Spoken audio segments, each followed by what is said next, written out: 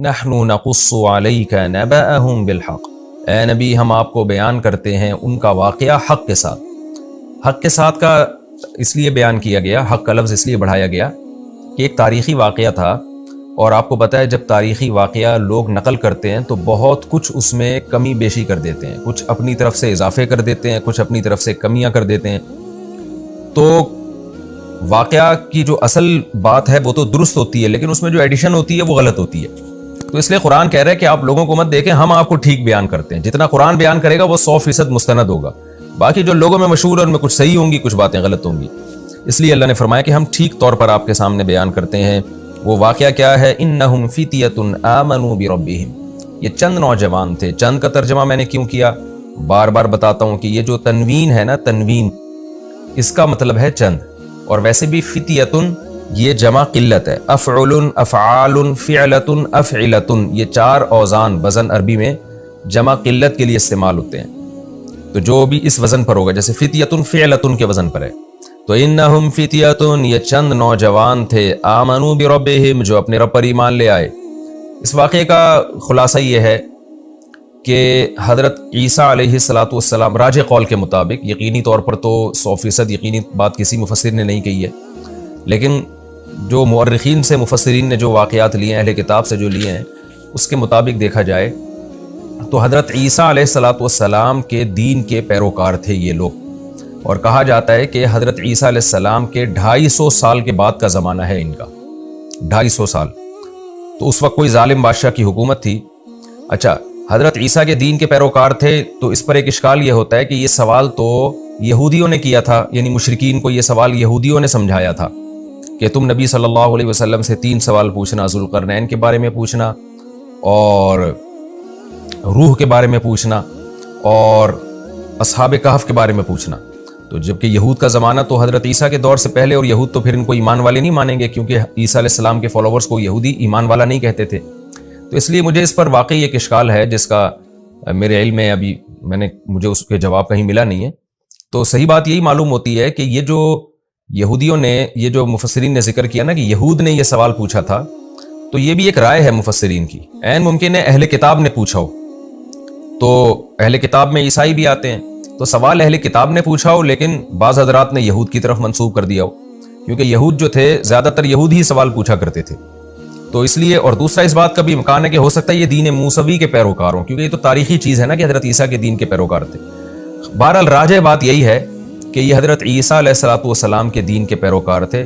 حضرت عیسیٰ علیہ السلام کے آسمانوں پر اٹھائے جانے کے 250 سال کے بعد کا زمانہ ہے کسی بادشاہ کا، جو بڑا ظالم بادشاہ تھا، جو بت پرستی جس نے پھیلا دی تھی پوری سلطنت میں۔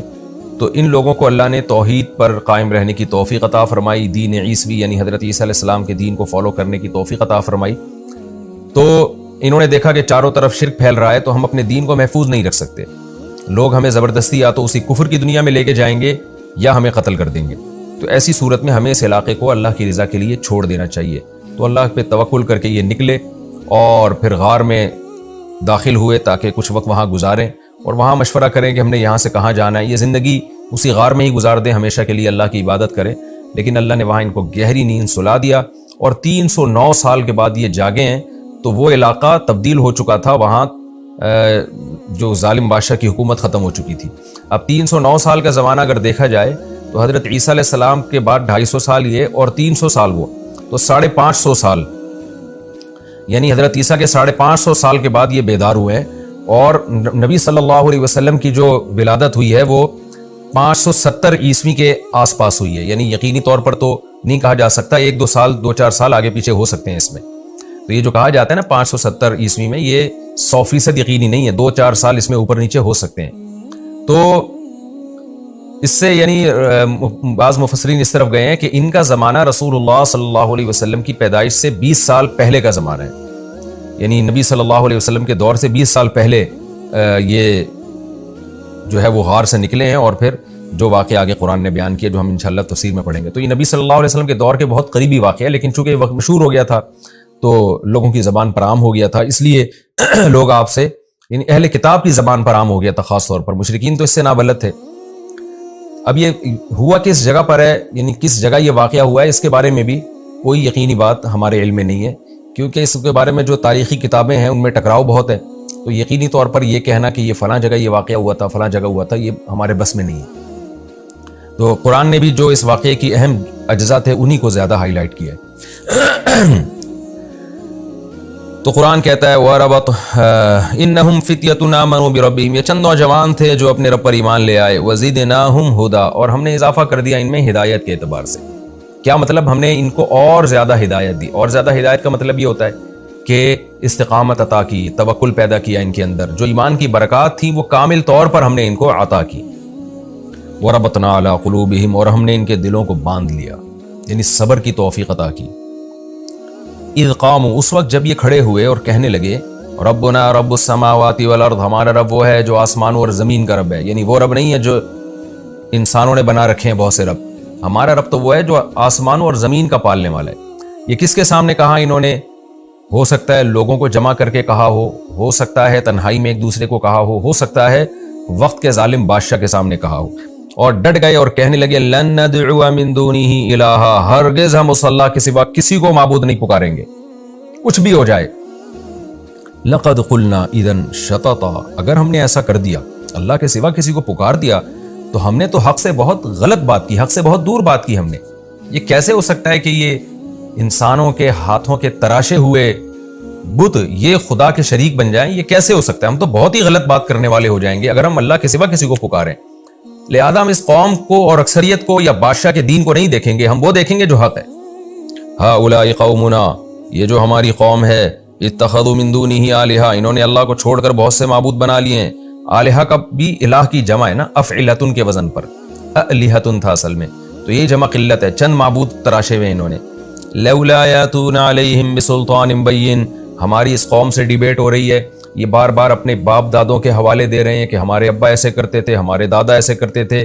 سوال پیدا ہوتا ہے لولا یاتون علیہم بسلطان بین، یہ بہت بڑی واضح دلیل کیوں نہیں لے کر آتے؟ یہ بہت بڑی دلیل کی بات اس لیے کی کہ کسی کو خدا بنانے کے لیے چھوٹی دلیل بھی کافی نہیں ہے، بالکل واضح سلطان بین جب تک نہیں ہوگی اس وقت تک ہم کسی کو اپنا خدا اور رب تھوڑی تسلیم کر لیں گے۔ اس کی مثال ایسے ہے جیسے آپ جو ہے بچھڑ گئے بچپن میں اپنے باپ سے، اور جب بڑے ہوئے تو آپ کو اپنے باپ کی تلاش ہے، کسی نے کہا کہ یہ آپ کے والد ہیں اور چند علامتیں بھی بتا دی ہیں، تو آپ نہیں مانو گے اتنی جلدی، آپ کہو گے بھائی میں کسی کو اپنا باپ اس وقت مانوں گا جب تک میرے سامنے 2 اور 2 4 کی طرح واضح نہیں ہو جائے گا۔ کنفیوژن میں یہ کام نہیں ہوتا، تو چھوٹی موٹی علامتوں سے یا قرائن سے نہیں، مجھے واضح دلیل چاہیے، پھر میں اس کو اپنا باپ تسلیم کروں گا۔ کیونکہ کسی کو باپ مان لینا، ماں مان لینا، یہ بہت حساس معاملہ ہے، کیونکہ پھر ساری محبتیں اس کو دینی پڑتی ہیں، اس کی خدمت کرنی پڑتی ہے، اس سے دل لگانا پڑتا ہے۔ یہاں بھی ان نوجوانوں نے یہ کہا کہ خدا بنا لینا آسان نہیں ہے، ان معبودوں کے بارے میں چند وسوسے اور چند چیزیں یہ لوگ بتاتے رہتے ہیں جس کی کوئی واضح دلیل نہیں ہے، تو خدا کے خدا ہونے پر تو بہت ہی، سلطان کا مطلب بڑی دلیل اور بین کا مطلب بہت واضح دلیل ہونی چاہیے۔ تو لولا یاتون علیہم بسلطان بین، یہ لوگ ان کے معبود ہونے پر واضح دلیل کیوں نہیں لے کر آتے؟ فمن اظلم، اس سے بڑا ظالم کون ہوگا؟ افترا علی اللہ کذبا، جو اللہ پہ جھوٹ باندھے۔ یعنی قوم تو اکثریت کا ریفرنس دے رہی ہے نا، کہ تمہارے باپ، تمہارے چچے، تمہارے مامے، تمہارے سارے ریلیٹیو سب خدا کے علاوہ معبودوں کو پوجتے ہیں، تم ایک اکیلے کہاں سے آ گئے؟ تو یہ قوم کو جواب میں کیا کہہ رہے ہیں کہ اس سے بڑا ظالم کون ہوگا جو اللہ پہ جھوٹ باندھے۔ یعنی تم تو یہ کہتے ہو نا اللہ نے ان کو اختیارات دیے ہوئے، بارش برسانے کا اختیار اس کے پاس ہے، اولاد دینے کا اختیار اس کے پاس ہے، فلاں کام کا اختیار اس کے پاس، تو اس کا مطلب کہ تم اللہ پہ جھوٹ باندھ رہے ہو، جبکہ اللہ تو کہہ رہا ہے میں نے کسی کو اختیارات نہیں دیے۔ تو اس سے بڑا ظالم کون ہوگا جو اللہ پہ جھوٹ باندھے؟ یعنی جھوٹ کی مختلف انواع ہوتی ہیں، کہ یہ کہ آپ اپنے باپ پہ جھوٹ باندھیں، ایک ماں پہ جھوٹ باندھیں، بھائی پہ جھوٹ باندھیں، دوست پہ جھوٹ باندھیں، حکومت پہ جھوٹ باندھیں۔ تو ان جھوٹ باندھنے کی نوعیتوں میں سب سے بڑا ظالم وہ ہے، سب سے بڑا جھوٹ یہ ہے کہ آپ خدا کی طرف جھوٹ کی نسبت کریں۔ اب جب یہ ڈیبیٹ ان کی قوم سے ہو رہی ہے تو پھر آپس میں انہوں نے مشورہ کیا کہ بھائی وَإِذِ اعْتَزَلْتُمُوهُمْ، یہ چند نوجوان مل کے اکٹھے ہوئے، انہوں نے آپس میں مشورہ کیا کہ دیکھو جب تم نے اس قوم کو چھوڑ ہی دیا ہے، اور جب کہ تم اعتزلتموہم، اس قوم سے تم نے کنارہ کشی اختیار کر لی ہے، یعنی اس کے مذہب کو چھوڑ دیا تم نے، وما یعبدون، اور ان کے معبودوں کو بھی چھوڑ دیا، تو 2 ہی چیزیں ہوتی ہیں، عابد اور معبود۔ تو ان میں یہاں بھی اس ملک میں 2 ہی طرح کے لوگ ہیں، یا تو مشرک ہیں یا وہ باطل ہیں جن کی عبادت ہو رہی ہے، تو دونوں ہی باطل ہیں۔ تو ہم ان باطل لوگوں میں ہم کیوں رہیں؟ تو لہذا جب ہم نے ایسا کر ہی دیا ہے فَأَوُوا إِلَى الْكَهْفِ، تو پھر غار کی طرف چلو۔ کیا مطلب؟ نظریاتی طور پر تم نے جب اس قوم کو اور ان کے خداؤں کو چھوڑ دیا ہے تو عملی طور پہ بھی چھوڑ دو، یعنی جسمانی طور پہ بھی کنارہ کشی اختیار کر لو۔ تو اللہ کے سوا جب سب کچھ چھوڑ دیا ہے تو پھر پریکٹیکلی بھی چھوڑ دو۔ اب چھوڑ کے جائے کہاں؟ تو فاووا الی الکہف، فی الحال یہ کرو کہ غار میں چلے جاؤ، چھپ کے وہاں اللہ کی عبادت کرو، کھانے پینے کا انتظام کر لو، حفاظت کے لیے کتا ساتھ میں لے جاؤ اپنے، تو جو ایک دنیاوی اسباب ہو سکتے ہیں وہ اختیار کرو، وہاں جا کے ہم غور کریں گے۔ فی الحال یہاں سے نکلو، کیونکہ یہ تو ہمیں نہ نماز پڑھنے دے رہے ہیں، نہ روزہ رکھنے دے رہے ہیں، نہ توحید پر قائم رہنے دے رہے ہیں، فی الحال یہاں سے نکلو۔ ینشر لکم ربکم من رحمتہ، تمہارا رب تمہارے لیے اپنی رحمت سے رحمت پھیلا دے گا، کچھ نہ کوئی انتظام کرے گا۔ یعنی جو ہمارے بس میں ہے وہ ہم کر لیتے ہیں، جو ہمارے بس میں نہیں ہے ہم وہ اللہ پہ چھوڑ دیتے ہیں، یہ اس آیت کا حاصل ہے۔ ینشر لکم ربکم من رحمتہ وَيُهَيِّئْ لَكُم مِّنْ أَمْرِكُم مِّرْفَقًا، اور تمہارے معاملے میں تمہارا رب، یعنی سب ایک دوسرے کو سمجھا رہے ہیں کہ تمہارے معاملے میں تمہارا رب کوئی آسانی کی صورت پیدا کر دے گا۔ اللہ سے بھی کچھ امیدیں لگاؤ، سب کچھ ہم نے نہیں کرنا، جو ہمارے بس میں ہے وہ ہم کریں گے، باقی اللہ پہ چھوڑتے ہیں، اللہ سے ہمیں اچھی امید ہے، اللہ ہمارے لیے کوئی انتظام کر دے گا۔ ان بیچاروں کو کیا پتا تھا کہ اللہ ایسا انتظام کرے گا آپ کے لیے۔ قرآن کہتا ہے، اب یہ اس کو کہتے ہیں اندماج۔ اندماج کا مطلب بہت سارے واقعہ کے بہت سارے پہلو قرآن حذف کر دیتا ہے۔ اب ہونا تو یہ چاہیے تھا، قرآن یہ بتاتا کہ بالآخر وہ چھپ چھپا کے نکلے، کتا انہوں نے ساتھ میں لیا، پھر غار کے دہانے میں داخل ہوئے، پھر آرام کرنے کے لیے لیٹ گئے، لیکن ان تمام واقعات کو قرآن نے حذف کر دیا اور پھر آگے کا واقعہ بیان کر رہا ہے۔ وَتَرَى الشَّمْسَ إِذَا طَلَعَتْ، اے مخاطب تو دیکھتا سورج کو، اذا طلعت جب وہ طلوع ہوتا، تزاور عن کہفہم تو ان کے غار سے بچتا، یعنی بچتا ہوا نکلتا، ذات الیمین سیدھے ہاتھ کی طرف۔ یہ سیدھا ہاتھ جانے کے لحاظ سے بھی غار میں ہو سکتا ہے، یعنی جاتے ہوئے جو سیدھی جانب تھی، یہ بھی ہو سکتا ہے کہ ان کے نکلنے والے راستے میں سے جو ان کے دائیں جانب پڑتا تھا اس کو سیدھا کہا ہو قرآن نے۔ بہرحال ہمیں اس سے کوئی غرض نہیں ہے، مفہوم یہی ہے کہ دائیں یا بائیں دھوپ مڑ جاتی، ڈائریکٹ ان کے چہروں پہ نہیں لگتی۔ تزاور عن کہفہم ذات الیمین، سیدھی جانب ان کے کہف سے، ان کے غار سے بچتی ہوئی نکلتی۔ وَإِذَا غَرَبَتْ، اور جب سورج غروب ہوتا، تقرضہم تو سورج ان سے دور ہوتا، ذات الشمال بائیں جانب کو، تو سورج سے دور ہونے سے مراد ہے سورج کی دھوپ، یعنی دھوپ ان سے دور ہو جاتی۔